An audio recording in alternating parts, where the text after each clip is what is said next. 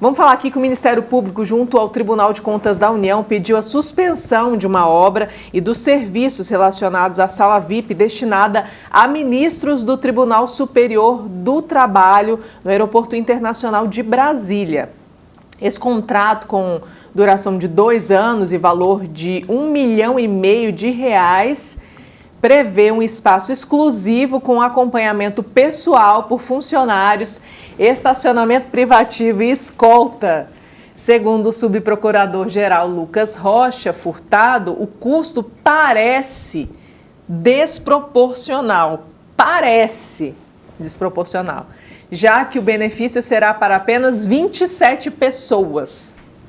A representação pede que o TCU analise a legalidade econômica e o interesse público do gasto, alegando falta de transparência na escolha da empresa contratada sem licitação. Furtado questiona a justificativa do TST de que a sala VIP garantiria a segurança dos ministros por não haver estudos técnicos comprovando riscos concretos. Ele ressalta que o aeroporto de Brasília já possui outras salas VIP que poderiam ser utilizadas mediante reembolso. O pedido também sugere o reforço da segurança no embarque e desembarque como alternativa mais barata, além de encaminhar o caso à Procuradoria-Geral da República para avaliar possíveis ações penais e de improbidade administrativa. R$ 1,5 milhão para os 27 ministros que acham que... Eu já estou falando e já vou dar a minha opinião aqui, que ninguém pediu, mas eu vou dar. Para 27 ministros que acham que estão acima de todo mundo que trabalha nesse país, que produz nesse país e tem o mínimo de condição, inclusive, porque a maioria das pessoas não dão conta de viajar de avião não, tá? Só quem está lá viajando de avião são pessoas, é a minoria da população brasileira, não é todo mundo que consegue comprar uma passagem de avião. E aí, mesmo assim, eles acham que eles têm o direito de ter uma sala VIP e segurança e tudo mais, e R$ 1,5 milhão para isso só. Lembrando que, como foi dito, inclusive, nessa decisão do Ministério, nesse parecer do Ministério Público, já existem salas VIPs, né, nesse local. Mariana, essa é um grande incômodo pessoal também, que é essa falta de transparência nos privilégios de quem ocupa cargos de alto escalão no Brasil, tanto os eletivos quanto os concursados, como é o caso do Tribunal Superior do Trabalho.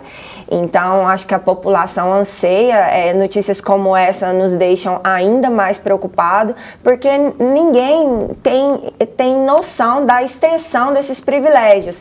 É o avião da FAB que tem que transportá-los, é a verba indenizatória, é o auxílio paletó, é a casa em Brasília que tem que estar disponível. Não, mas o ministro não pode sair, não pode deixar de morar em São Paulo. Tem a casa lá disponível em Brasília, mas ele não pode deixar de morar em São Paulo porque ele vai mudar a vida da família dele. Ah, mas então o avião da FAB vai transportar sem limite de viagens.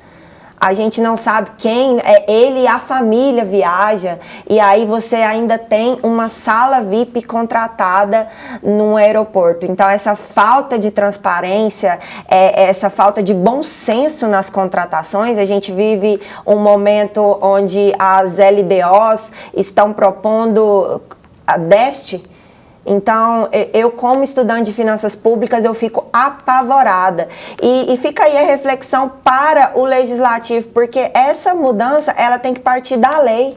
Então, as casas legislativas precisam estar mais atentos, e aí eu falo especificamente das casas legislativas federais. Não é a hora de rever a lei de responsabilidade fiscal e as divisões dos percentuais para o judiciário, porque se está contratando sala VIP para membros do judiciário é porque está sobrando dinheiro. Então, não é hora de rever aqueles percentuais de distribuição para o judiciário, para o legislativo. Então, todo dia é uma notícia dessa. E a justificativa é o quê? Ah, mas vem o dinheiro para o judiciário, nós não podemos aplicar em políticas públicas porque o responsável por políticas públicas é o executivo e não o judiciário. Então, talvez seja a hora de rever esses percentuais, de tocar um pouco na ferida e mais uma vez, nesse ponto, o judiciário precisa dar o exemplo em relação à transparência. O cidadão brasileiro não tem noção alguma de até onde vão os privilégios de quem ocupa cargos de alto escalão no Brasil. Eu acho que, particularmente, eu acho que não tem a noção real mesmo. A gente imagina um salário de 40 e pouco, mais os benefícios que existem, eu acho que a gente realmente não tem noção mesmo. Agora, o que me chama a atenção é que está sendo analisado, por exemplo, uma nova sala VIP, uma construção de uma sala VIP só para eles, né? Lembrando que inclusive foi falado, eles já têm o direito de ter acesso a uma sala VIP, pagar por ela e ser reembolsado por isso. Ou seja, eles não têm gasto com nada, absolutamente nada. Você trabalha aí ganhando um salário mínimo, você tem que pagar a sua comida, o ônibus, os 5 ônibus que você pega para você ir e voltar do seu trabalho, você tem que pagar para respirar nesse país. Mariana. E os caras não pagam nada, absolutamente nada, e ainda acham que tem que ter um espaço exclusivo só para eles. Para você ter uma ideia, né?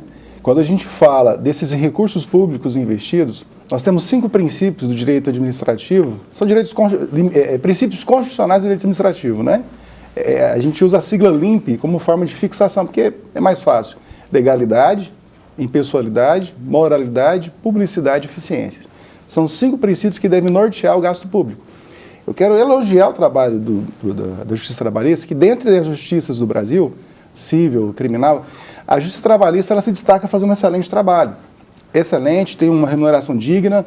Entretanto, a gente vê com muito cuidado, como você muito bem colocou, essa extrapolação de gasto público. A gente acredita que não é necessário.